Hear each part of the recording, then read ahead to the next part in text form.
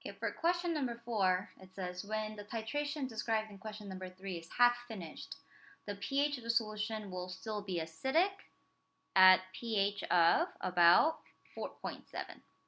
Now, when they say the titration or neutralization reaction is only half finished, they are saying that instead of fully adding the required amount of 22 milliliters of sodium hydroxide solution, they only added half the amount, which is 11 milliliters of base solution, sodium hydroxide.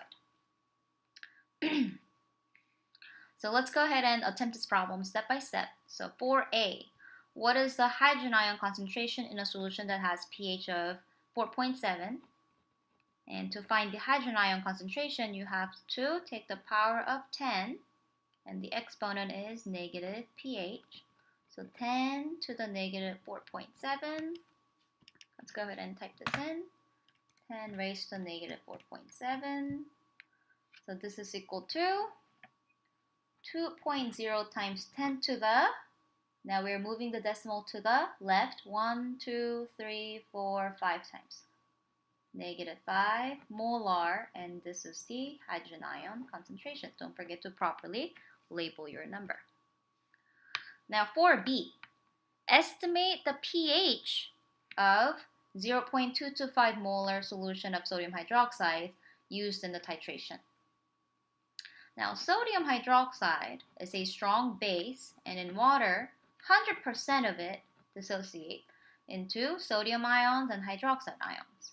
Again, 100% dissociation.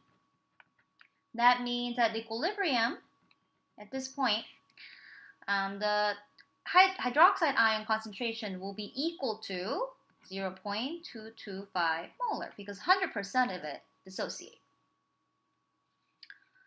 Now, in assignment number 137, we learned that anytime you take the product of these two concentrations, the hydrogen ion concentration and the hydroxide ion concentration, when you multiply these two numbers, you get 10 to the negative 14. This is a fixed value that does not change. Anytime you multiply these two numbers, you get 1 times 10 to the negative 14. So here we are looking for the hydrogen ion concentration. We already know the hydroxide ion concentration, which is equal to 0.225. Now this is a simple algebra problem. I'm looking for the value of this variable. So hydrogen concentration is equal to 1 times 10 to the negative 14 divided by 0.225.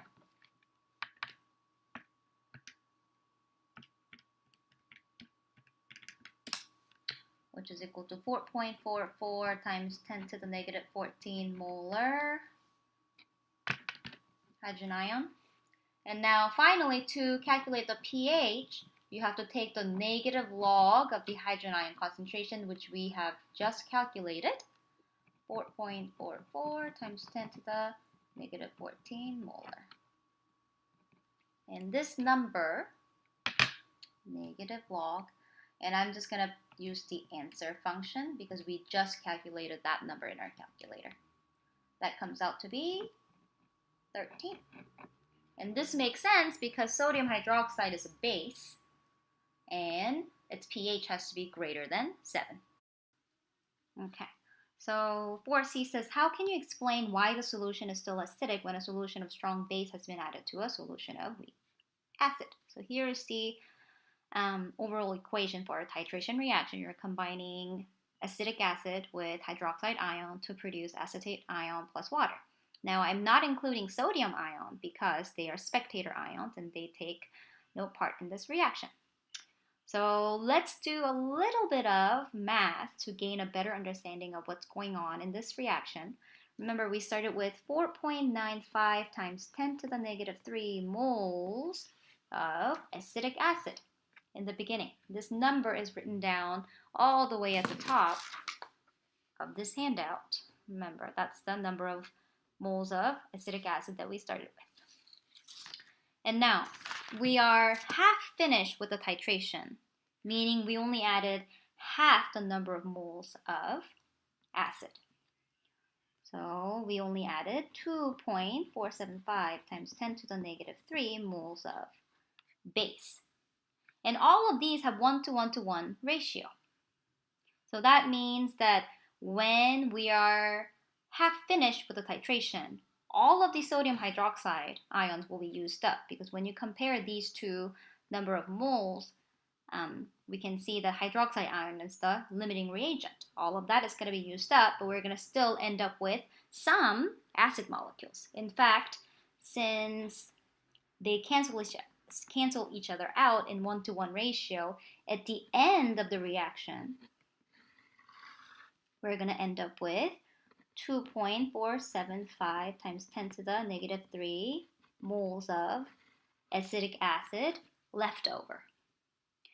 And these many number of moles of acetic acid can dissociate to produce hydrogen ions, because that's what acids do. They dissociate into hydrogen ions and its conjugate base. They are donating hydrogens. And now this is going to be a double-sided arrow, because this is a weak acid, reversible reaction.